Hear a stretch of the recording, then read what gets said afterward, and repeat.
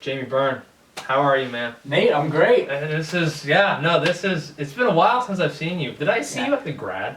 You saw me for, about 30 seconds. 30 seconds, I was like, I wrote a screenplay. No, my mom was like, he wrote a screenplay, and you're like, send it to me, and then you were gone. Yeah, that was it. That was a whole deal. The whole deal. Congratulations, by the way. On the screenplay or graduation? Yeah, I haven't seen the screenplay yet. Yeah, no, neither's my mom. Neither's my mom. Yeah, no, but thank you. I did it. I graduated. It honestly doesn't feel like that long ago that I was in your class. No, well, it wasn't actually. Like, in the grand scheme of life, it's like that. Like, say I live 90 years, I don't know how long I'll live, but it's like, it's very small. It's a very finite amount of time. But 2 years. Yeah, it was 2 years ago. Yeah. 2 years and 90 is not that bad. Not that bad. But anyway, let's get right into it. So travel. From what I remember hearing you tell me a bit, and well, I know you have a house in Italy. Correct. Not many people can say they have a house in Italy. Except Italians. Yeah. So anyway, a lot of them do. Yeah. Anyway, yeah. Where else have you traveled? Because I know you've done a little bit in your roaring 20s when you were. I didn't do too much actually. Really? Yeah. No, I mean I always tell people they should travel, and you haven't done it. I just say I'm like, people should read. I don't do that either, but you're an English teacher. No, floss your teeth, all those kind of things. I'm just saying. I just say, do what I say, not what I do. But actually, so I have been some places, but actually I've just really started gearing into travel in the last couple of years. So where's your favorite place you've traveled out of how many countries have you traveled in the last 5 years? Well, in the last 5 years, I've been to England, Scotland, which is sort of part of Great Britain, Italy. Careful there. Yeah.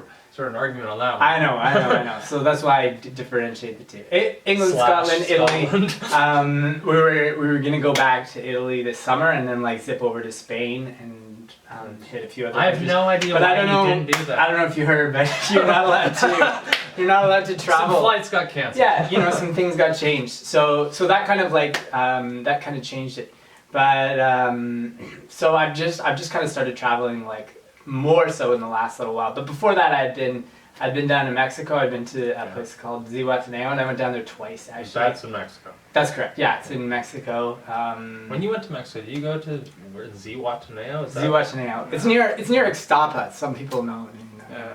Where were you? I went to Puerto Vallarta. So. Yeah, it's like this place. The closest thing that everybody knows is Acapulco.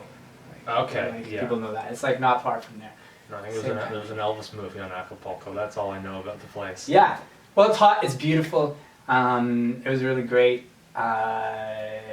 It's like Zihuatanejo is like a fishing village. It's mentioned in Shawshank Redemption. I don't know if you've seen Shawshank. That's one of my favorite movies. Okay, so at the end of Shawshank Redemption? Oh, yeah. That's where they go. He always says Zihuatanejo. Okay. That's literally, so I've been there.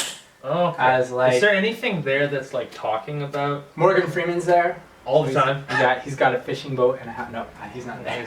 He's never it's like a little fishing village. It's a bit more built up now, but you know what? It's Ixtapa is a bit touristy, but so those two places are kind of like the places that people in Mexico go on vacation. So it's not as Americanized as some of the other places, which for me I kind of like. It's still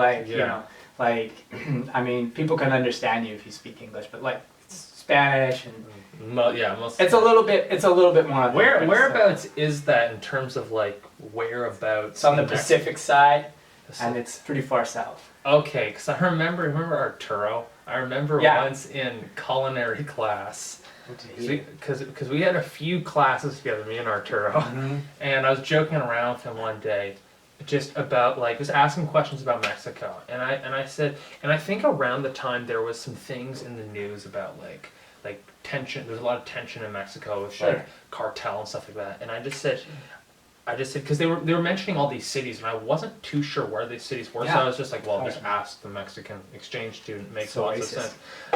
Not really. I said, where are these cities? Where are these cities? And he's he kind of drew me on a map. He's like, this, you can go here, you can go here. These were the cities they're talking about, and all the cities were kind of in the north. Correct. And I was like, okay, and he's like, he just kind of circled the northern part. He's like, you go here, you'll probably die. You go down here, you'll live. Yeah. I was like, well, I see you represent the tourist division of the Mexican government.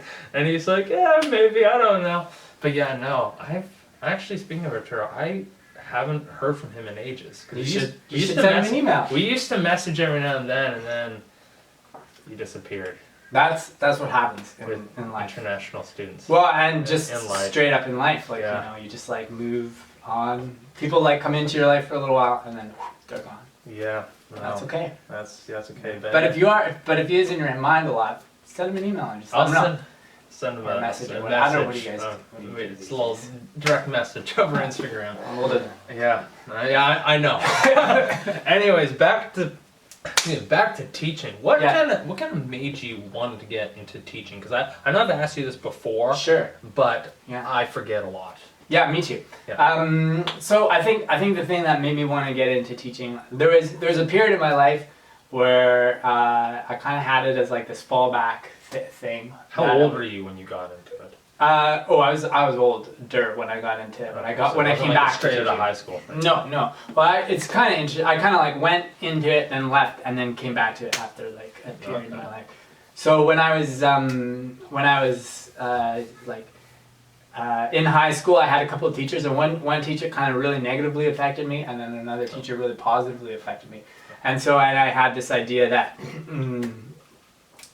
I understood implicitly that like teachers kind of have like can play a pretty big role in somebody's life. For sure. Right? And not every, I mean, a lot of teachers I had, I couldn't remember them, like if I saw them on the street. Like I don't think I'll remember you in 5 years. You're not gonna remember.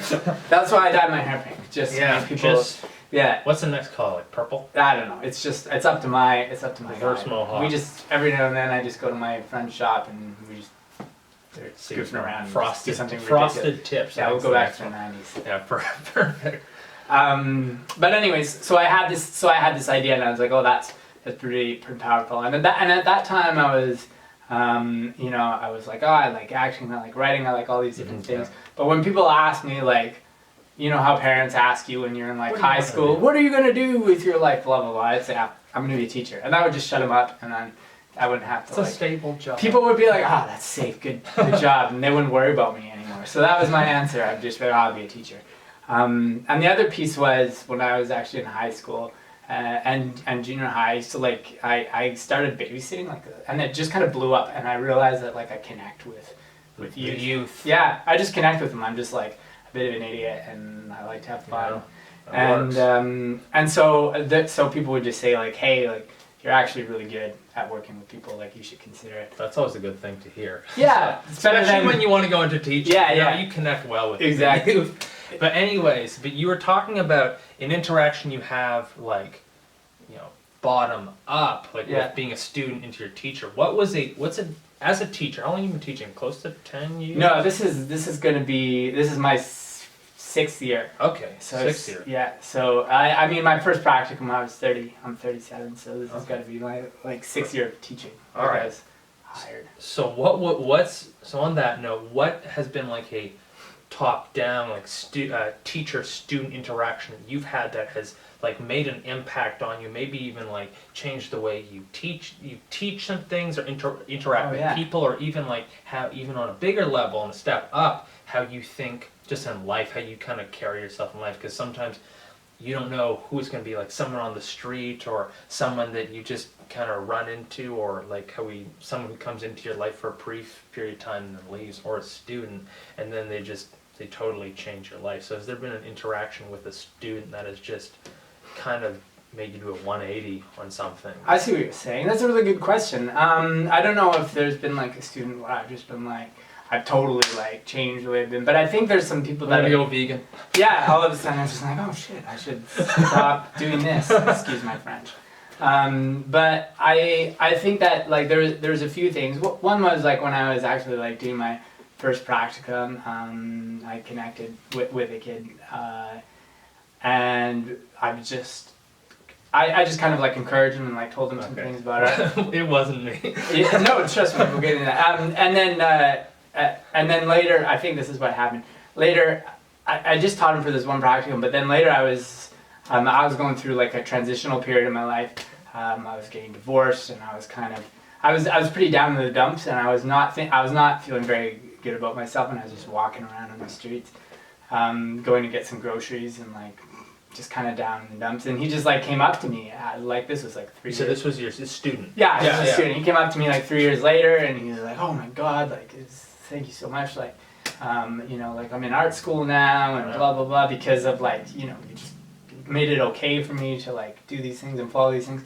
And I was like, "Oh Jesus, like wow." And what the thing that made me realize was that like actually people were like paying attention, and that like interactions that I maybe like didn't think were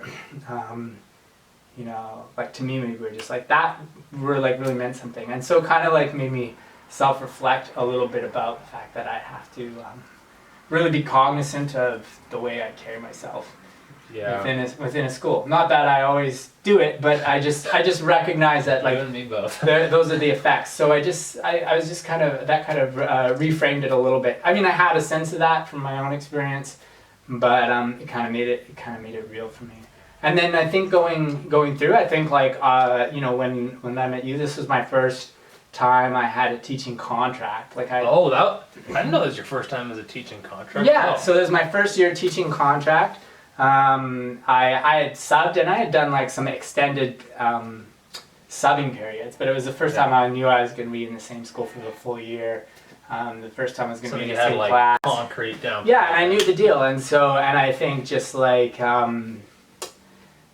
just the idea that I was going to be there, and I just remember just connecting with you and just finding about your acting, and we had that kind of in common. And I remember going to see her play. So do you remember you were in Anna Green Gables? Yeah, I remember that all those years ago. Yes, yeah, so I remember. So I went and saw that. Yeah, you did see that. I came out and I saw that, and I just and I think just I mean, what happened in the class was one thing, but I think just this idea of us starting to talk and just like kind of get to know each other, and challenging each other with regards to like, what did you think about this movie or this book, and kind of developing that kind of. I wasn't reading a lot back then, so it wasn't with the book. No, but the movies. But I think that was a good inroad, and then I think it kind of made me realize that like I already sensed this before from my own experience, but I was like, I think like the classroom experience is a start, but really like what happens that's meaningful, and this is the case. I mean, you've never been in my class again, but we like stayed. But I would argue that we like kept teaching each other things throughout and growing throughout the entire time until you graduated high school. Yeah. And we were and I was invested in that. And so I recognized that like what happens in the classroom is kind of like a starting point.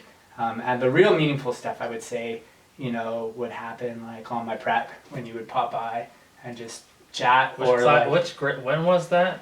The next year I had a prep, and you would, and even in like the second semester. Yes, I remember that. And just, I mean, sometimes we would just talk about, films or books, or sometimes it would just be like an assignment, and other times it would be about stuff that was going on in our lives. And I think that was it was neat to kind of go through that journey of like, that was your grade 10 year, my first year in that school, from there all the way through.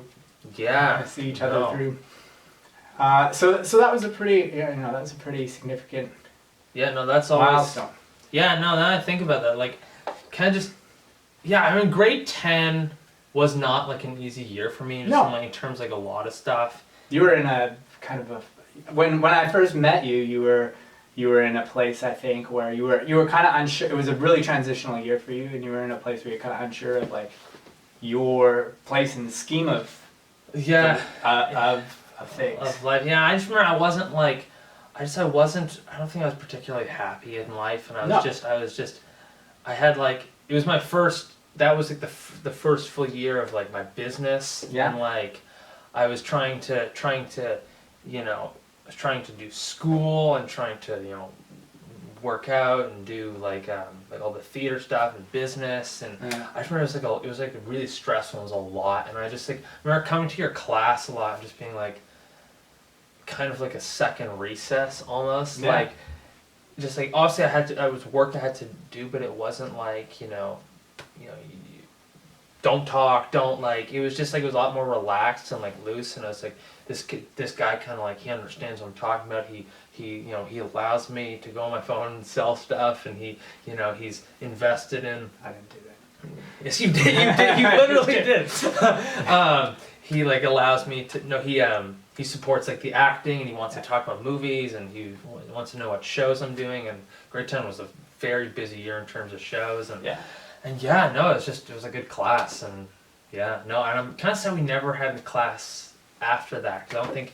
And you weren't teaching the grades or the class that I would have been in or anything like that. Yeah, I think they signed you up for my class, and then you just would always drop out before. Not so far from the truth. I think that's an interesting question, and I think it points to things like what would have happened if if we're rewriting your experience, like what would have happened if you were in another one of my classes. But then I think in a way, I don't think you would have had pink hair. I don't think you would have had pink hair if I went to your class again. I would have just made an impact and be like, you're not gonna do pink. Yeah, well, it's the summer, it's COVID, what are you gonna do? Yeah, right? Should have gone with lime green. Yeah, maybe next time. Maybe next time, we don't know. But yeah, it'd been interesting to see what would have happened, I think. But I think I was in a news class. Yeah, it was good. That was a lot of fun. I think that was great. I think it was a good transition. I think my class is a good space to kind of come and to kind of like ground you a little bit, and there's like a little space for kids to like explore who they are. And then I think some other classes are good for like challenging you in different ways and stuff like that. Anyways, I remember one thing we would talk about a lot, and this actually came up quite a bit because you were teaching and you enjoyed teaching and you enjoyed talking to me and the students and all of that. But one thing that kind of came up, every now and then was like, what's the plan after teaching? Because like a lot of teachers you have are like in their 40s, 50s. Mr. Grant's like 90. Yeah, Grant. He'll kill me. I tried to get him on the show, and he's like, no, I'm not gonna do it. He's not gonna do it. Grant, he's not. I mean, he's if you got him on it, it's 5 minutes, and he's out the door. I gotta golf. That's it. Yeah. No, but what the plan after teaching? Yeah, bank robberies, of course. I think. No, just kidding. If the acting thing doesn't work out, shoot me an email. I'll be there. Awesome. Well, so actually that's something that that's something that I kind of like have been very cognizant of. I feel like teaching is really great, but I think it has a bit of a shelf life in terms of not for Mr. Grant. No, and I think that's fine. But for me, there's other things that I think are going to come up that I want to do. Right now, it looks like I've just bought a place in Italy. With the Italians. Yeah, Anita and I have bought a couple other properties here. Just getting this into real estate now? Yeah, we're doing that a little bit. And not that what we want to do. All in a Esquimalt, or what's the? We got some land on Texada. Real estate can be profitable, man. Yeah, it's a good investment if you can get in. If you can get in. Yeah, I'm considering it. Yeah, look into it. One of these days. Yeah. But anyways, we so there's those kind of things, and I think we're gonna look at like moving over to Italy and kind of doing a half and half. So a semester here and a bit there. My ideal. You can teach in Italy? We might teach. There's like self-design, which is an online thing, which you can do from anywhere. Obviously, there's like teaching English. There's ideas of running a school out there. So we're gonna call it. Probably can't say the name of it on here, but it's like a school that we were gonna do for when people are done high school, but before they go to university. Something you and Anita were gonna start? Yeah, we're throwing this idea around it, like out in Italy. So you go there. You spend a month or two, you like eat well. Sounds like a cult, Jamie, is what this is sounding. Yeah, it's not. Don't worry. Not a cult. No. Wink, wink. No. So there's a few different ideas. There's the possibility of my doing a PhD. So there's some friends there. And obviously I've always been really interested in telling stories. So that could look like a lot of different things. Stand-up comedy. Yeah. Finally getting into it. Yeah, I don't think that will be in the cards, but I might look into getting back into performing. I used to do that when you should. Honestly, you should. Yeah. Yeah, you never know. So that's something. I've got a little extras profile and things like that. And so and just maybe starting to just produce my own content. And you know, Jamie, I have found your YouTube channel. I have pretty good. The 2 videos that are on there. They're really oddly edited. They're like they come in like halfway and then they end like on the other half. Like it's a David Mamet technique. I don't know if he says get in late and get out early. So is he who David was he a director? He's a screenwriter.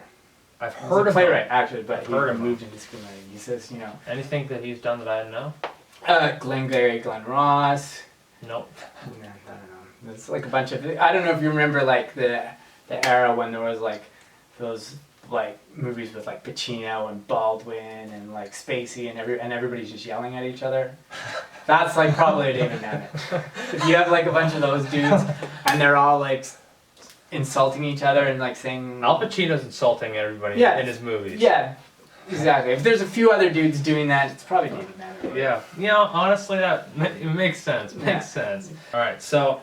Just distracted. So yeah, now the hat's off. Gotta like you're warmed up enough. Let's see. Yeah, let's see how we looking at your pink hairline. Yeah, it's one of these days if I'm like going through a midlife crisis at the age of 18, I will dye my hair pink. Yeah, you never know what will happen. I could get a part where it's like like a live action Trolls movie. Yeah, that's what I'm gosh. for. That would be so typecast in the Trolls 2 live action version. that would be funny. I can see it being a big hit. It's gonna be my break. David Mamet. Yeah, David Mamet wrote it. It's Al Pacino, pink hair. Pacino's in it. Yeah, that would be funny. He's fun in it anyway. Anyways, but now we're talking about movies. Great, excellent segue. Great. So, we had a conversation which you probably don't remember. I'm surprised I remember it, quite frankly. Yeah, let's hit it. That was you grew up in Calgary, right? Correct. Yeah. Yeah, in the late '80s and early '90s. Well, throughout the '90s. Yeah, that's right. And you lived through all the '90s. And what was it like, just kind of growing up and just because I remember you telling me you went to the theater a lot. You'd go see movies a lot. You'd watch movies a lot, and then I think you'd watch movies at home as well. Like movies, what I remember in this conversation was that we had like maybe when I was in grade 10 or 11 was a really big part of just Jamie's adolescence. Correct. Growing up. Yeah, so what was it kind of like just growing up in Calgary in that time in life, and just how do movies play a part in that for you? Interesting. Well, I think this is one of the things we connected on because I think for both of us, movies have kind of been like a way for us to like expand our worldviews, and we kind of connected with them.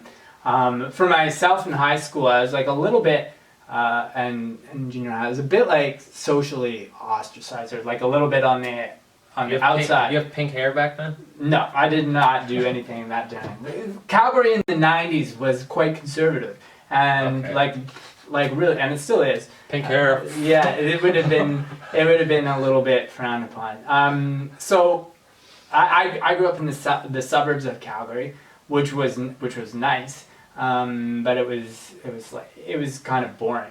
You telling me that. The things that people were into at high school, it was like snowboarding culture was big. Like bad hip hop was big. Bad who? Like who are we talking about?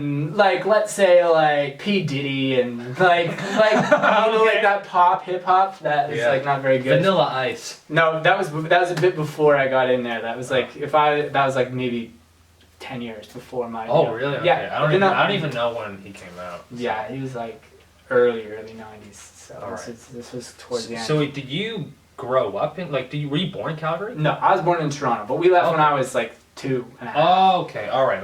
So we moved to Calgary when I was pretty young. And so I grew up in Calgary. I grew up in the suburbs, and it was it was what it was. But for me, movies were kind of this place where I just kind of connected. I was like, oh, there's all these experiences that exist outside of like let's like get the job. Pretty much what people in Calgary do is get the job, get the money, buy the house, get the car, get married, have kids, die, repeat. Yeah. And my dad was an accountant, and that's kind of he's like, yeah, that's a good job, and those are the kind of things you got to make sure you're like fiscally secure. And I was like, oh, that doesn't really interests me. Yeah. I also have like I also have like ADHD. I did not know that. But films were able, so for me, like certain things, like I just jump around, but films always captured my attention. I was like, oh crap, right from when I was pretty young. Now that I think about it, I'm like a carbon copy. I think I have ADHD. Yeah, but Mom, you were right. it's not like I was running around destroying stuff, but so anyways, I discovered like independent films, and I just was like, oh, there's all these characters that are existing kind of maybe and having lives that are like much different than the lives that I see around me, and I found that really interesting. And in Calgary, like in the downtown of Calgary, we had like 2 art house theaters that would show indie films. Very specific films. Yeah. Yeah, they each had 2 screens, and so they would each show like only 2 movies, and they'd run them for like 2 or 3 weeks, and then they'd pull another 2 movies in. What kind of movies are we talking about? Well, so you see things like that's where I saw like Run Lola Run and Requiem for a Dream and Dancer in the Dark and like Magnolia and okay, yeah. So David Lynch films would be there. Very weird. Very. Some of them were weird, and I mean some of them were really good. Like Edward Yang, he's a South Korean director. He did like Yi and I've heard of stuff. Like yeah, that, but I don't. Afterlife and some like very human films. And so there was films from different countries and films from a lot of different perspectives. So I went there when I was maybe in like grade 9 or 10 with my parents one time. We went to see a movie, and I was like, oh my gosh. And so then on Fridays, I would just take myself, I would get on the train, and I would go downtown, and I'd walk through downtown, and I'd go see whatever was showing at one of these theaters. Awesome. Is there any specific, like, do you remember this one time you just went and you watched that one specific movie, whatever that may be? Yeah. And then you were just like, whoa, like it was just a really good movie, it was a really good night, it was just like a really kind of picture frame sort of moment for you. I think there was 2. There was a time that I saw Afterlife, which is this Japanese film. It's quite Japanese. I have heard. Who's it by again? Oh crap! Why did my brain drew a blank on the director's name? Okay. But he's made It's in Japanese. Yeah, it's in Japanese. He's made a few different things. It's about a place where you go and when you die and you decide what memory you want to live in for the rest of eternity. Oh, that's cool. So you pick one thing. That one's going on the list. It's really. I have heard of it. Yeah, it's really quiet. It's really good. I remember that night. I would go to these movies by myself, and I would just get like a coffee, and I would just sit in this theater, and I just remember watching this and just watching all these different people's lives come on the screen, and they were just trying to like pull the one moment from their entire lives that had this meaning, and I was just like, wow, I've never seen anything like this before. And they were picking things that were. That's really cool. You know, they weren't picking like amazing huge events. It was like sitting on a bus and a breeze blew across their face or something like that. Like really kind of like the moments that you just kind of like those in between moments. You know? Yeah, no. I think the in between moments are often what I think kind of sticks with you more. Of course. Like a drive in the car when you were like 3. Like there's That's still one memory, and this is kind of off the topic, but there's still one memory that like I think of when I was like 3 or 2 or something like that, where I was just in Sydney or something with my mom, my sister, and my mom's friend Julia, and they were like Julia and her family. They were gonna like move actually to Edmonton. The word my mom hates Edmonton. Julia does too, and this was like a week or something before they moved. And I just remember we were spending the day up at the beach there, and I just remember like being in the car going home. Yeah. And I just that moment encapsulates all of that and what Julia and her family means to me. Yeah. And I don't see I saw Julia for the first time in years, like 2 years ago or something like that. Right. But it was just kind of one of those moments where you're like, huh. And then you think about like every now and then I think about that and go, you know, if I could go back, I would. Like it was like a 1 second memory, but still it definitely does play a part. So Afterlife, that sounds right up my alley. Yeah, I think you might like it. It's a meditative piece, but it's exactly like what you're talking about. Yeah, it's exactly that. Yeah. So you were talking about books and all that. And one question I have to ask in relation to books and movies is, what has been one of your favorite kind of book to screen adaptations? Just ever really, either in recent or in anything you remember, because actually a lot of movies that come out these days or ever really you don't know they're like a book or Correct. or something like that. So ones that you can remember or know that was a book and you saw that movie, or maybe even read the book, vice versa. Something like that. Yeah, that's a good question. I think that I think first two things. The first thing is that a full novel doesn't make a good movie because there's too much in a novel. And then try to put it in, and film is just such a different medium. So the best book to movie things are novellas or short stories. So, what are some that are like pretty good? Well, for like The Shawshank Redemption, that's a short story. I mean, all of like Stephen King. Yeah, all the Stephen King short stories are good movies. Like Green Mile and Stand by Me. Or like all of short Stephen King's all of Stephen King's books been like turned into a movie. Pretty much, a lot of them have, right? A lot of his Most, core ones, I think, yeah. It's pretty. I mean, but not all of them. He's written like 200 books. He like writes a book like while he's on the John. It's crazy how much. That's insane. Yeah, it's pretty prolific. There's some I don't know if you know who Philip Roth is. Philip Roth is an American writer. Yeah. So they made some What's movies. he done like in terms of like books that was released? I think that American Pastoral is probably like his most famous. There. Oh shoot! And my mind kept going blank. But there's a number of books, and a few of those have gotten turned into movies, but none of them has really like translated perfectly over into film. So it's a bit of a funny thing, but like the Hours. I don't know if you know that. That was I've heard of it. It's like about women committing suicide with Virginia Woolf. But it's okay. The movie's not as Wait, good. who did you say wrote the book? I don't remember, but it has Virginia Woolf as a character who's also a writer. Yeah, I know. Orlando, which was written by Virginia Woolf, is actually a movie to book. That's pretty good. Okay. There is obviously like a lot of the Jane Austen's like books have been trained in have been turned into movies multiple times. Pretty much every Shakespeare. Movies. I remember when you were showing Romeo and Juliet. That was a movie. Like in the first viewing, actually I've only seen it once. Yeah. I've tried to rewatch a few times and just failed. But in the when we watched it, I was just like, whoa. That, like oh my gosh. Like that's like. I remember being so intrigued by it, but frustrated because they were talking in this weird, English and all that. I remember being like, this is so cool. Like the fashion, just everything was just like, oh, this is a pretty freaking cool movie, But I was just at the same time like, why can't they speak normally, Yeah. And but yeah, no, thanks for showing me that because that was like that actually opened the door for me into like Leonardo DiCaprio. I know. That was it. That was literally it. And the shirt, man. Remember you wanted the shirt for like. Oh, I still want that shirt. Like Pleasures re-released it. That they did. Yeah, like that clothing company. A couple of years ago they have one. Do you remember Kevin?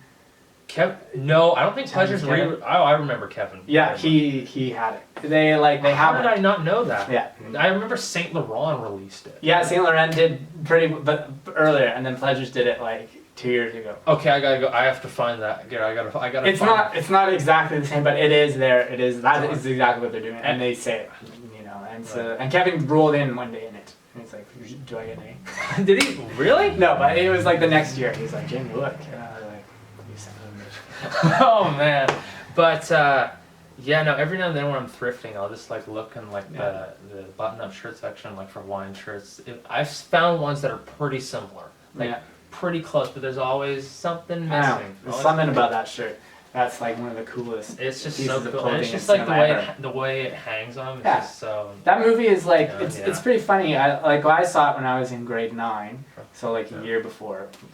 I saw it when I was in grade 10. Exactly, a year before you. And at the time, I was actually cast as Romeo in Romeo and Juliet. You telling me that, yeah. And so it was like this, and I was also like grade 9 and 10. You're like kind of coming into like things are changing for you. Same. You're like your relationship with women is changing. All those things, and so it's like I have one, but yeah. But I just think like it's just like a pretty intense time. Like the way you feel emotions in grade 9 and 10 is like it's like 0 or a million. Like, do you know what I mean? Yeah. It's pretty intense. All of it or none of it. Yeah, and so that movie came out, and I was like, that's it. That's what it feels like, and I was just like, this is it. And so for me, like at that time, it has this kind of like weird nostalgic place in my life, and so I'm like, I don't know if this like translates to people now, but I like It translated to me pretty well. Yeah. Good. No, it was a good movie. I was like, I don't even care. I'm just like making kids watch it because I can, and I just like every time I do, I'm just like I get caught up in it. Parts of this movie can make me lose my job, but who cares? We'll shut the door. Yeah. I don't think it's that one's that bad, but I was thinking of a different movie. Yeah,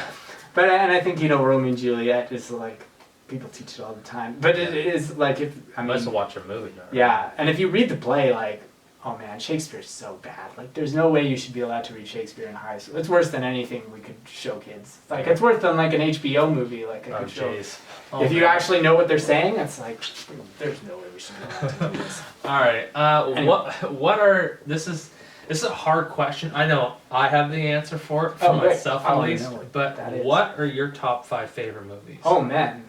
Like ones that like if you were to make a list of the top your top 100 movies that before you die, top 100 movies, and then you had to whittle it down to 5, like ones that will never leave the list. Yeah, that's a really good question. What's on your list? Okay, so I've got like 2 or 3. Okay, I don't know if they're the best movies, but maybe. So and the thing about the top 5 is that it's in no particular order. Yeah, they're agree. Just all equal. Top 5 is the top 5. I'm there. Okay, so the first one, the 1998 remake of The Parent Trap with Lindsay Lohan, The Castle, which is an Australian comedy that.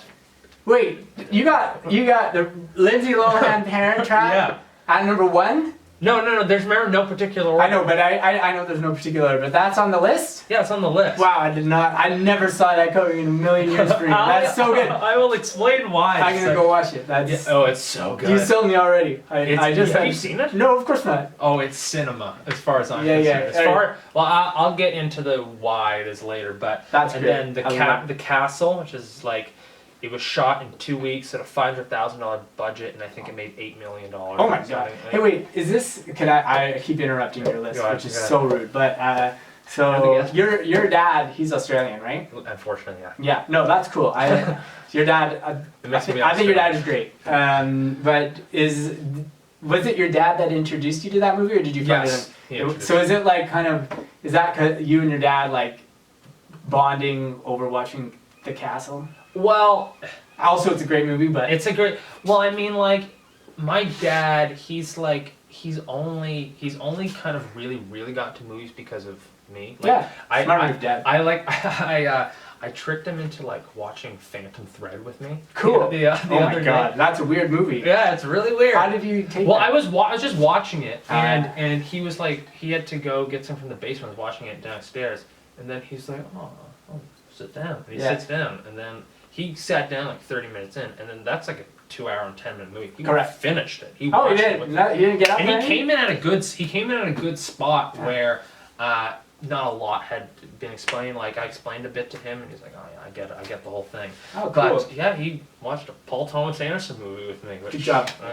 Good job. Not bad. Paul Thomas Anderson. Hey, for your first, Dale Day-Lewis, man, can't go wrong. Great. Great. Yeah. Great. Anyways. Okay, so Castle's 2. Castle's 2, and then Shawshank Redemption. 3. Love the movie. I love the movie. And then Goodfellas. Love that movie. Great. Yeah. And then Hot Fuzz. Hot Fuzz, eh? Dude, love the movie. Love the movie so much. Over Shaun of the Dead.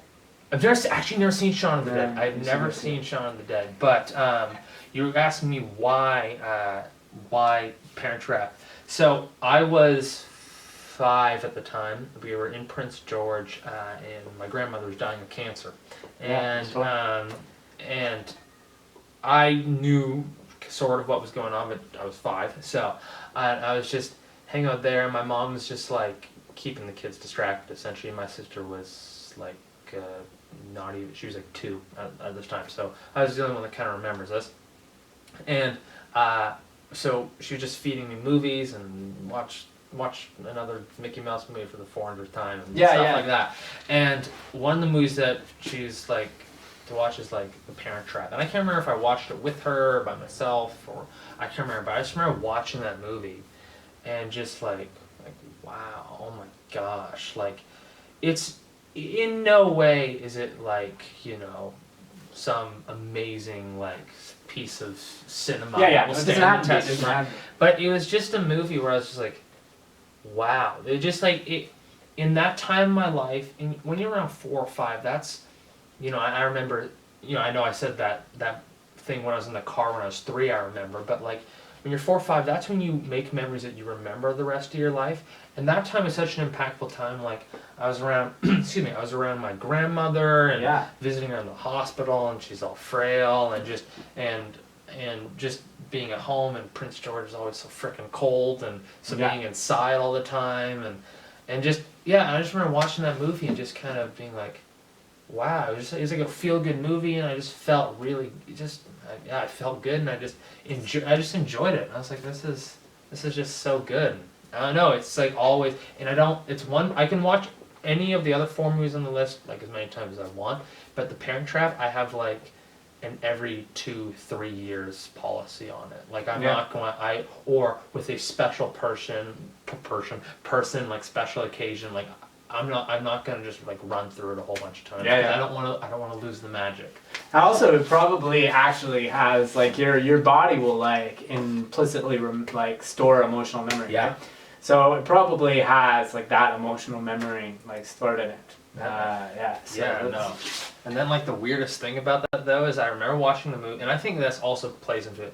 I was watching the movie, and finished watching the movie. A few weeks later, it comes on the news. What's her name? Natasha Richardson. She passes away. Yeah. And I'm just like sitting on the couch, and they're playing the whole CNN and crazy, and they're playing scenes from her movies. Some of the scenes being from The Parent Trap. My mom walks in. She's like, "That's the mom for The Parent Trap." Oh, so sad she died. And I just remember like having like, just the kind of that having such an effect on me, going like, wow. Just I think in some way, just kind of like this whole like it can be gone like that. I never met Natasha Richardson. I've never met any of the cast, Liam Neeson, Lindsay Lohan, none of those guys. I never met them, right? But it's kind of that they believe it or not, they played an impact on my life, a huge impact on my life, and in Natasha Richardson as well.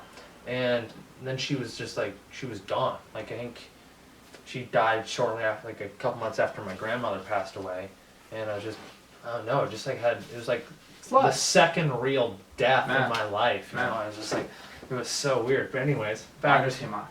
What was it? Blinders. Blinders came off for sure. It's lost. Your top 5.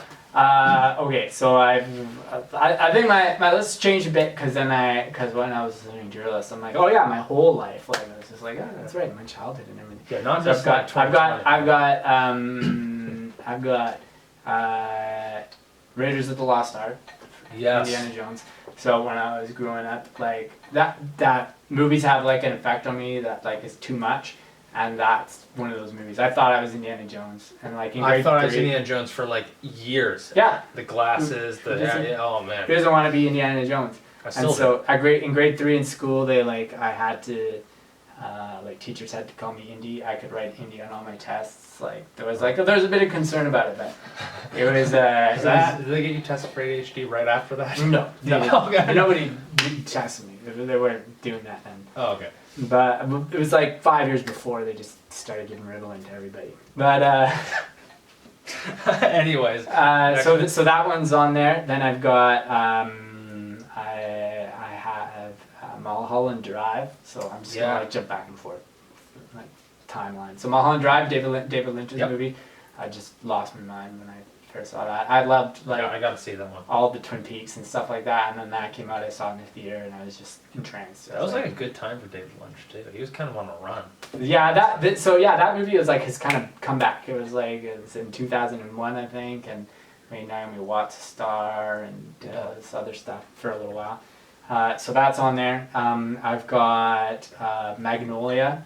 So this is Paul Thomas Anderson. It's his third film. But it came out in grade 12, and it's a bit of a soap opera. Right? Yeah, Tom Cruise is in there. Don't watch it with everybody. Okay. It's like it's got some Paul Thomas Anderson. It's pretty Paul Thomas Anderson-y, and it's him at his most like over the top, melodramatic. Everybody's having a mental breakdown kind of thing. Yeah. Like for the whole film, but it just Boogie Nights scarred me, by the way. I'm never watching that again. Yeah, Boogie Nights I think Boogie Nights is like technically pretty good. Like I think like some of the shots that he pulls off and like it's just the pacing and the score is great. But I think Magnolia is more interesting. Like the characters are more interesting. I gotta watch that one. Yeah. What's the next one on the list? So then I would probably have to go. We're at number 4 now. Yeah, I would probably have to go with the '97 Romeo and Juliet. With Leo and everybody, just considering like the effect on my life in that time. Number 5. Yeah, and then the fifth one. The fifth one might be the Afterlife movie, which I already talked about with Afterlife, you. Yeah, with that Japanese. Okay. Or it might be Yi, which I've only ever seen once. Yi like means a 1 and a 2 in Korean, and it's just a movie about South Korean family.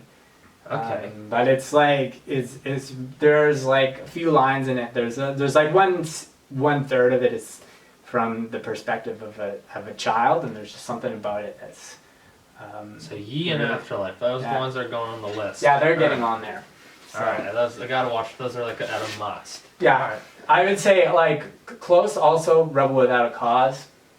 So I was gonna watch that one the other day, Yeah. but I was like, I mean, you watch it. It's like you watch it now. It does. Maybe it doesn't hold up, but I think just in terms of like, especially like wanting to be an actor and like you look at like, if you're studying like film actors and stuff, like James Dean is on there, and you look at like, who do you like model yourself after? Like James Dean is like the prototype for the kind of like actor that you wanted to be. James Dean, Marlon Brando, all those guys. Yeah. Yeah, I think I mean Marlon Brando's like is a better actor and is more grounded. Yeah, he's definitely better. But Dean is like there's just something about like the Dean deal, you know, that kind of comes. And then it didn't come back again. I don't think until maybe River Phoenix, but he died. Yeah. And then DiCaprio probably had something close to that. Yeah, no. Except lived and did good work. Yeah, he's still doing good work too. Yeah, he's coming out with another Martin Scorsese movie. I know. Killers of the Flower Moon. Yeah, I know. That's that one. To go back to the book to screen. I did read Killers of the Flower Moon, and I'm very excited for the movie. Very excited for the movie. That's interesting. I like that you read the book for film. I'm gonna make it perfectly clear. I didn't finish the book. Yeah, that's fine. Started it, but I got to the end. I got to like close to the end, and then I actually had to return it, and then But that's fair. It was really good. It was really you know what would be a cool thing to do is we did another podcast with like different directors, and we just went through the films. Like, it would be fun to do. Oh yeah, sure. Day. No, that would be do list. But anyway, that's fair.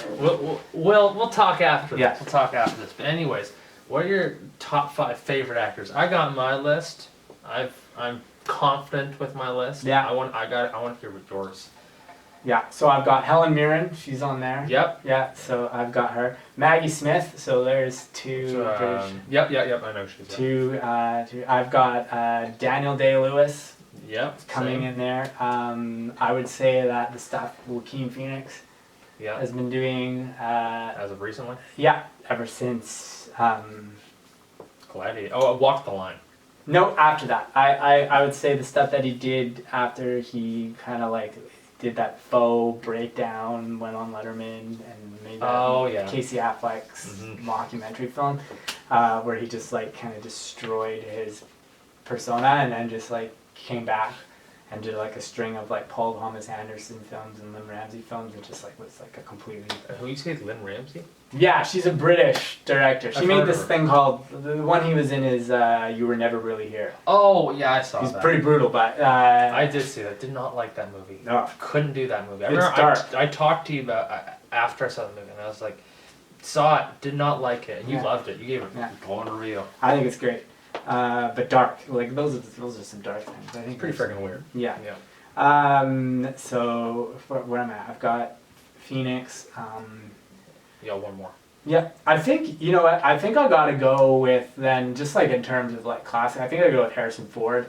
Just in terms of like... Not every movie he's done has been great. No, but there's a lot of clunkers in the thing. But you know what, like the thing I like is like he's just kind of like a working man's actor, you know, he just done it. But there's something about like you put Harrison Ford on the screen, I'm just like, yeah, I mean, I'll watch it. I'll watch it. What's Well, going we'll on? see what's going on. We'll Yeah, see what's going on. Do you what's see going the recent one with the animated dog? No, I'm not gonna watch it. Yeah, I know. Call the Wild Wars. Yeah, I can't do that. Yeah. But I just, Yeah. there's just something kind of thing. You know what? I also kind of like, I think it's a bit one-dimensional, but I think some of the stuff Gosling did, like from like in like 13, like with Drive and some of those films. Okay. Oh, I was thinking. I was thinking of Ryan Reynolds. Sorry, No, Ryan Gosling, like Drive, Place Beyond the Pines. Place Beyond the Pines. That's a good movie. Yeah, Only God Forgives. He's pretty quiet in that. But yeah, The Place Beyond the Pines and Drive. He has like 10 lines or 20 lines something. Yeah. Only God Forgives. And Hap Nelson. Yeah, he's pretty good. I've heard of that one. Yeah. You've told me about that one. Yeah, so I think he's done some interesting stuff. Yeah, no, I wasn't a particular fan of Drive or Only God Forgives. It was just like, it's a pretty looking movie. That's but it. That's about it. Yeah, Winding Refn's films are pretty to look at and pretty That's- devoid of any emotion. That's an excellent way to put Yeah, it. they're Yeah. just like service. Sir, yeah, no, but I think to answer that question, it's actually had a change up recently. So for me, Yeah. it's Leonardo DiCaprio, Great choice. Marlon Brando, Yeah. Good. Daniel Day-Lewis, Yeah. Heath Ledger. Yeah.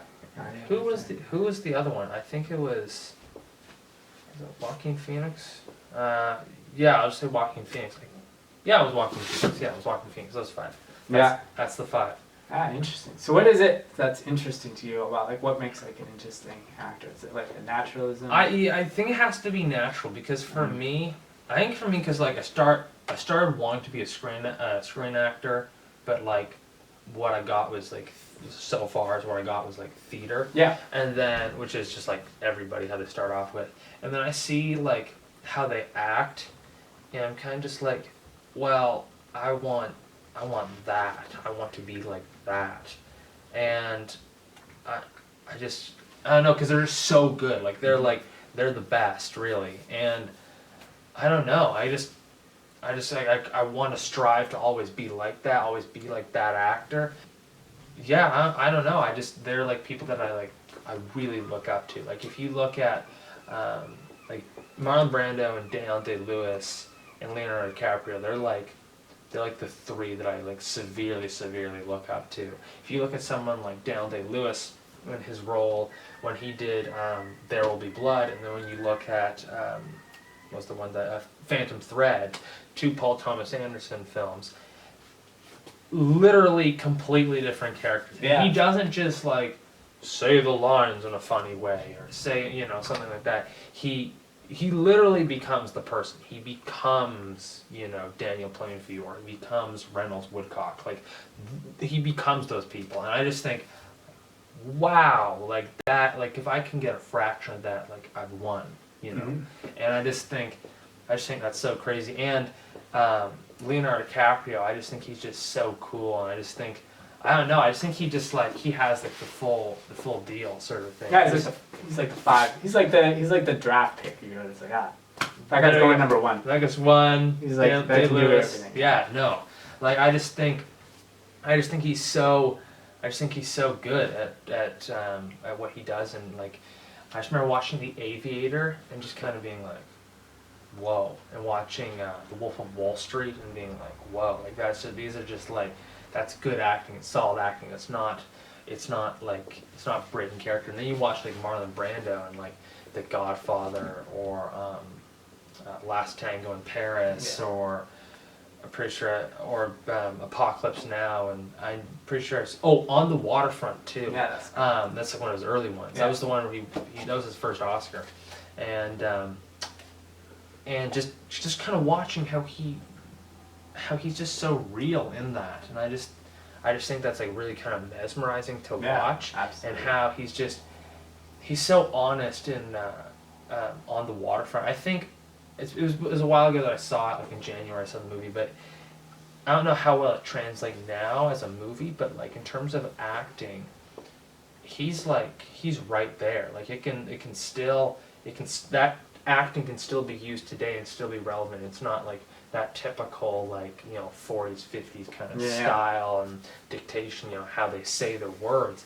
So I think he's just really natural and real, and it's just, acting is about being yourself. So I think those people are just themselves. They become the character, transform it, and then they be themselves as that Yeah, character. yeah. And I think all those guys have like totally nailed it. But anyways, moving on. I know, you know, just not trying to get too far onto this note, but you know, we had some unfortunate school events around this year's Oscars, so I never ended up, you know, at a personal stuff. So Yeah. I never ended up really getting to talk to you about the Oscars. I know it was all Yeah. those months ago. But what's your opinion on the 2020 Oscars? Man, I can't even remember what the hell happened with the Oscars this year because there was so much going on. But so wait a second, what with that last year? Like 19 was Moonlight and all that stuff. Or was that 18? Like the La La Land, Moonlight. That was 17. What? That was 17. Jeez, man, time's going by quick. So Yeah, wait, well- what? So like I seem to what pulled it in this year? Okay, so what, Parasite pulled in. Oh right, now I 4. remember the deal. Yeah. Joaquin Phoenix won. There was Parasite. This was like the Parasite and Once Upon a Time here. Once Upon a Time, Irishman. Yeah. Marriage Story. Yeah. Little Women.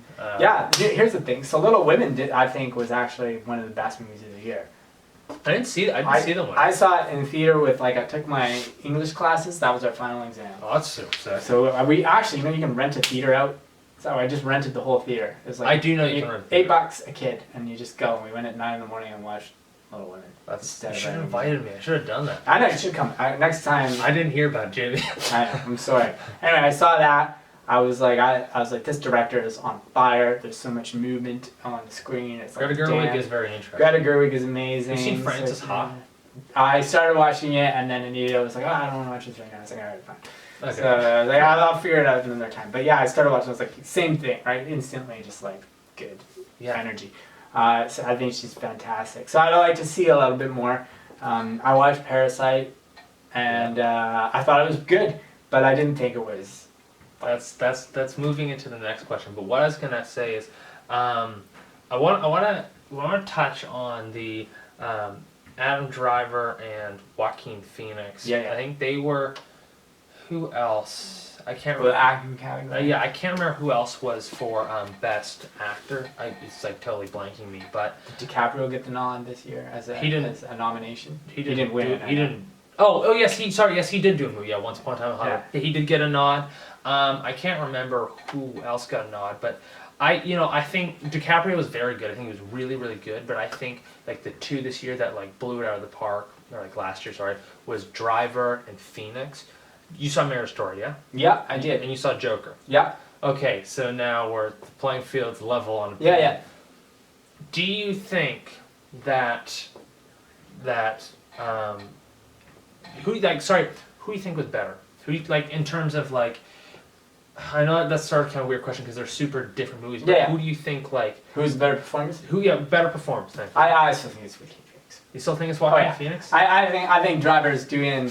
I think Driver's pretty authentic. I think it's I don't think you see too many movies currently getting made like Marriage Story that are like exploring these kind of like realistic interactions between people and like and what that does to people and what that looks like. And you know I want to see more movies like that are like, hey, let's just like look at like life and like let's take that seriously as something worthy putting on screen. But I didn't think it was I didn't think it was doing that much that was that interesting. I don't know why. I think there was like I think there was some stuff that was pretty interesting. I think the relationship with the lawyer, like and just the way it kind of like spiraled out of control. There's some Dern. at Laura Dern. Don't get me started on that. And I just think like in terms of the screenplay, like just where that went, and like how it kind of like got removed from like these two people, like they kind of lost control of the narrative. I was like, that's kind of like what it's like in America. Like that's what happens. So I like seeing a movie like that. I think that like. I think the film Joker is flawed in some senses. Where do you think it was flawed or fell short or? I think it, I think it just kind of, I think it kind of like, I would have liked. I think it kind of like glosses over some things. I think it jumps. Its jump to violence is like a bit jarring. I think it's more interesting like the pre-violence kind of thing.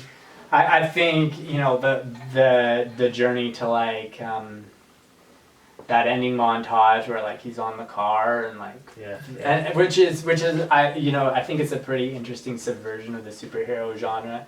The superhero genre usually ends with like the hero getting cheered. And that is what's happening in this film, right? But the whole context of the thing, I think that's kind of interesting. It's kind of like a middle finger to the superhero genre. Yeah. So I think that's bold. I think and I also like movies that are. I like it when a film goes for it, like when it's bold and brash, even if it's like. I prefer that to kind of like something that's a bit more restrained. I like Bradagio.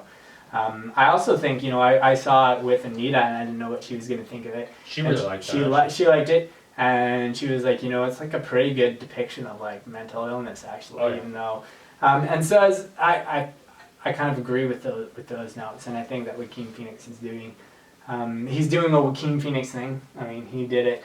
He did something, I'd argue like You Were Never Really Here is a similar film.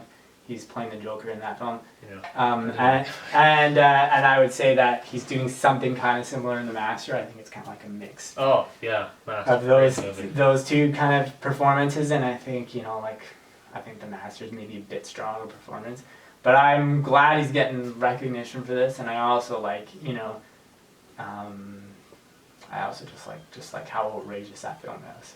Yeah, no. What, The Master or the Joker? The Joker film. Joker, It's outrageous, and I was like, let's give it to an outrageous, over-the-top performance. Yeah, and honestly, go back to The Masters.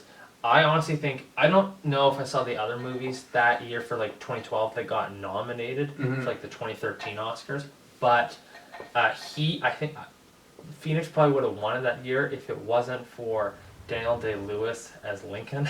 Yeah. Yeah, so he won that year. I know, everybody likes Lincoln. Everyone likes Daniel Day-Lewis.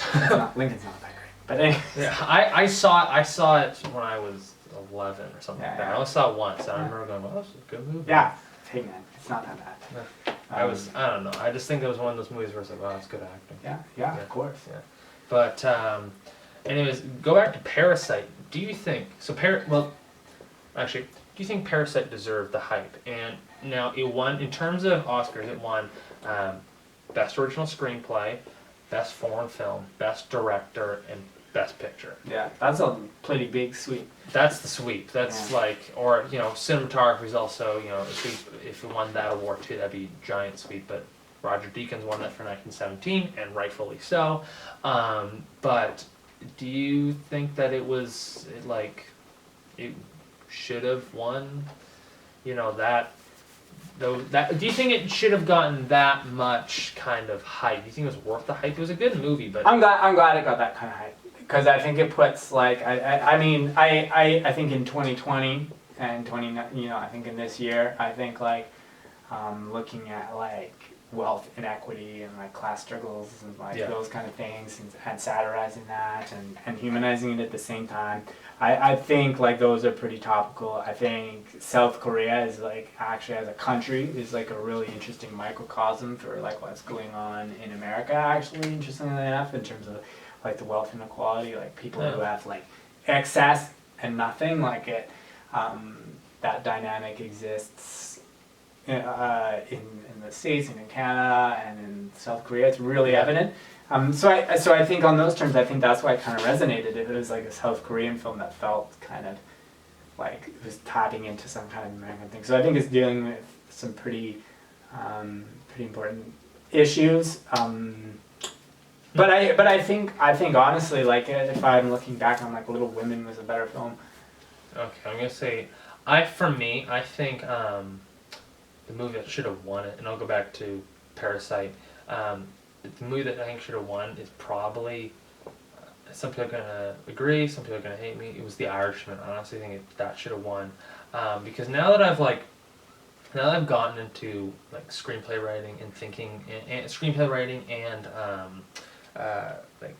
directing more, honestly, that movie, it's a 3.5 hour movie. Yeah. And you can like as a director, I think you can be like for the first half of the movie or whatever, you can be totally into directing it, blah blah blah, and like the months and months that you're directing this film, you can be totally into it, and then like at the last half of the movie, you're like, all right, let's just get the shot. And I think the way that Scorsese directed the film, carried it through 3.5 hours, I think should have gotten the best picture kind of nod, or at least best director. Let me go back to Parasite.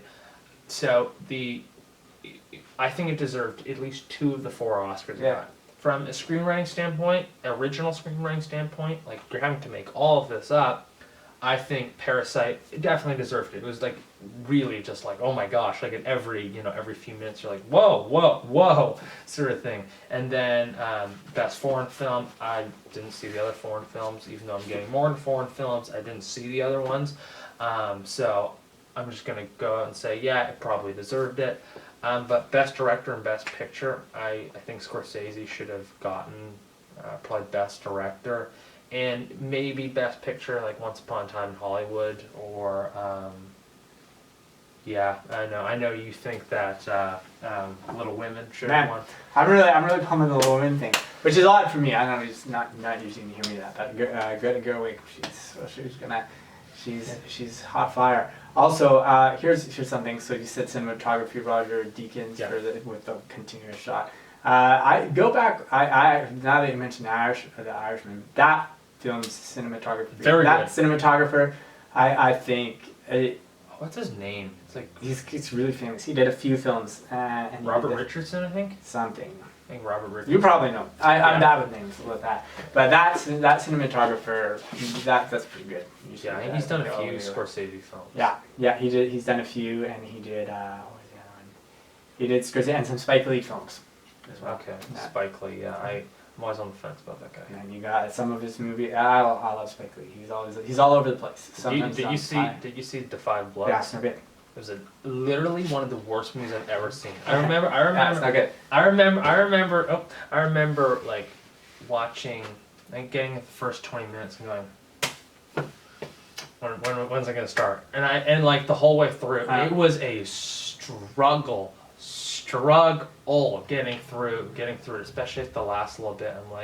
I was like watching on my phone. I was just like constantly pressing it just to see like how much time I have left on it. I'm like, this is horrible. Like I was just thinking like this is like the worst. And like, and I think that, not to get into politics, but I think just like the whole, like he tried to just make them, what it seemed more of is it seemed like just like a outlet for his political view, like it just seemed like one long piece of like anti-Trump propaganda. Now I'm not saying Trump's good or Trump's bad, I'm just saying like it just seemed like some one long piece of like, I hate this guy and I'm going to spend millions of dollars telling everybody how much I hate him. I didn't even have an issue with the plot. I just felt there was like too much stuff going on in one film, and and the actual like main plot was boring. It's so boring. Yeah, I just didn't think it was like focused enough. So it wasn't focused. It was a mess, and the main plot was not very good. I mean, I don't mind his tonal dissonance that he does, where he's like one moment it's like a comedy, the next moment it's like body horror, and the next moment I'm fine with that. You saw that in Parasite, so yeah, it's not... I don't mind that, but I didn't think it pulled it off very well. I saw a lot of people on like the Instagram movie pages. It was actually really divided. Like some people were like in the comment section, they're like, "Oh man, it was good." Some people are like, "God help me, that was horrible. Yeah, that wasn't very good. So bad." It's not as bad. No. Anyways, this is the last question, at least in this topic. This is going to divide many rooms. What's the best movie ever made? What's the best movie ever made? Oh, Jesus, I don't know. Like, just in terms of, like, what's the best film of all time? This is like... Little Women. Greta Gerwig's Little Women. Just kidding. This episode and Siskel and Ebert. I don't think that is a controversial question, right? It's the Land Before Time. What's the... What? Wait, what did you say? You know, it's like that cartoon about the dinosaurs. Oh yeah, I do. Yeah, tree stuff and all that stuff. No, it's not. That's not the best. You look at a lot of like, what's the greatest movie ever made? Yeah. Most of them have like, the usual top one. Check this out. So I was watching The Godfather with Anita, and That's also Izzy. usually number one. That's always up there. They're just like ripping it apart. They're What? Like, yeah. What? And they had some good points. What were they saying? So I gotta watch it with they're you. like, this is flat. Like, this is just a bunch of dudes mumbling about BS that nobody cares about. I'm like, yeah. They're like, just about power plays. There's nothing interesting here. And then here's the other. I know. Here's the other thing though. They're like, actually, like, and this is something I needed to know that most other people know. She's like, the set, the props, and a lot of the costumes are off. She's like, for the period. She's Trust like, Anita Roberts. yeah, totally ruined it. I like in the wedding, she's like, you know, they have the jugs of wine, and they're like the plastic jugs. She's like, no way do they have that back in the 40s. She's like, that's not a thing. They don't have those in the 40s. They're like those. She's like those ties wrong, dresses wrong, hair wrong. Everything was like period. What? And they just so it totally changes your thing. You get. What? I hope this doesn't go viral. You know, you're gonna have a lot of people. I know. You watch it again. I was like, I mean, I'm not saying it's as bad as they say, but it is something. They're if you know, there's a lot of really famous scenes in that, but they did overlook if you go there. If you actually like look at the historical context, and I think that's one of the things that people are like, it brings you back into the 40s, and it's like this whole world they created. And 50s. It takes over. 40s, 10 years. 40s and 50s, right? But you know, and they're like, they created this whole world. I don't know what one of the best movies is of all time is. That's I can't pick one. Just call it The Godfather, because most people say like Citizen Kane or No, The it's not that. Godfather. No, it's not that. I saw Citizen Kane the other night. Very interesting. It's just, I mean, technically it's good, but it's kind of flat. And I think a lot of the like, Very interesting. I think a lot of the films from the past get like overrated, to be honest. Yeah. Yeah, I do. I see what you're saying, but I remember finished watching it. Yeah. And going, well, that was very different. Yeah. Good. Very different. Anyways, but What's yours? What's your best movie? Parent Trap. Okay, I don't know. I don't know. I'll come back to it. Yeah. I'll text you it, and then you can perfect. edit it in. Anyway, so we were going to talk about one thing, but we're going to move on to the next thing. Let's talk about Larry David. Great. Larry David. All right. So we share a common love for Lawrence David. Yeah, he's great. It's so great. But because in the interest of time and my camera's battery life, apparently, what do you love about Curb Your Enthusiasm? Because I know what I love, but what do you? I think the thing I like, and this might not be a Curb thing, but I think the thing I like about Larry David is that he's just like so unabashedly himself, right? And so it's so rare to see somebody that's so unabashedly who they are and unapologetic for it. And he's also kind of like just representative. It's not like he's unabashedly himself and he's like, I'm this artist or this poet or anything. He's just like a dude that just wants to live like the most comfortable life ever. And so there's like a part of you that's just like, I just want to like, I just want to be like comfortable and happy and not irritated by morons. Like, that's great. And I just want to like have a laugh and like, shows up not bringing a gift to the party and he's like, I just didn't want to bring a gift. I know. Anyways, I think it's honest. I think that's it. It's like, it's very honest because it's like he is saying the quiet things loudly. That's it. Like the quiet things we all think, like, when we go to like a party, someone's party, we all kind of just like, I have to bring a gift, but I don't really want to bring a gift, sort of thing. And he's saying that part of his thoughts out loud. Like he's like, I don't want to bring a gift. Yeah. I'm not gonna bring a gift. And I don't know. I think that's, he's so honest. He's so open. He's so honest. And I think that's just like, I don't know. And I think that kind of feeds into the next question is like, why do you think Larry David is so relatable? Like, everyone I know watches that, especially me. I remember the first summer of 2018 where I was watching it. And I was just thinking like, every single episode there's something in here pretty much where I'm just like, I can relate to that. Yeah. Or that's so relatable. Why do you think he's so relatable? I think he just brings like kind of the schleppy part of ourselves like out onto the screen and gets away with it. Like, and so I think there's kind of this like innocent, like he's like, because he's still Larry David in the show, and so like he doesn't have to worry about money or like anything, so he can kind of afford to do it. And you're just kind of like, yeah, I wonder what it would be like if I like wasn't trapped to these kind of social niceties or these particular like ways of behaving in the world. And what would that would look like? And he just does it and gets away with it. And it's not that like he gets away with it and people don't get mad at him. Like he's getting yelled at in every scene. Oh, for sure. But it's just like he just doesn't care. Susie. Yeah, you know, it's alright. Doesn't care. And so I think that's kind of freeing. Yeah, and the other thing is what I was kind of go back to is like saying the quiet things out loud. Yeah, that's good. And that kind of why he's so relatable. It's like we all think things every moment of every day that if we were to stand on a soapbox, you know, in the middle of a square and just yell it out loud, we would get stoned to death, right? And he said it. He just says it, right? Yeah. And people are like, I don't know why no one's really like I don't know why he hasn't gotten like fully canceled, but I just think it's so interesting because people just like relate to it. They're like, you know what? Honestly, Larry, like I fully agree with you. Like I trust you. Like I trust you, and I understand what you're saying, and it's just like super duper relatable.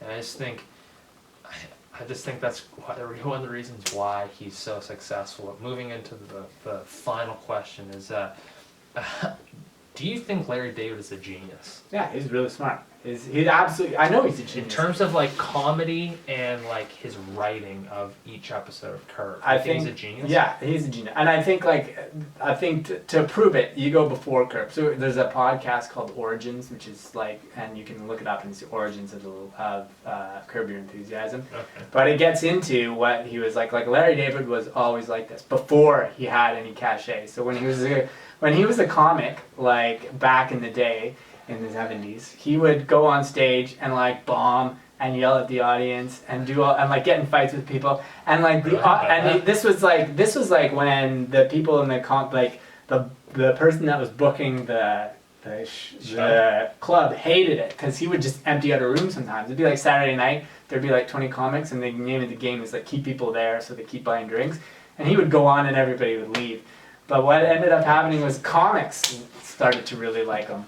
Like comics were like, this guy's got it, and they couldn't really explain it, but they're like, yeah, he's really good. And it wasn't just like because he was like, just do whatever. But he didn't give a, and so he was doing something really intellectual then. He was like this wiry-haired Jew with like an army hat on and fatigue, and he'd just like go up and just like insult people and like, or just do whatever, and if they didn't like it, And that's kind of the funny thing though, is he like. His whole, unfortunately, there's all this conflict with, like, now this is back to saying the quiet things out loud, there's all this conflict with, like, being Jewish and Judaism, especially nowadays. And he's like, okay, very interesting, I'm going to tap into that. Yeah. And he does, and people are like, ooh, can you say that? And he's like, I guess I can.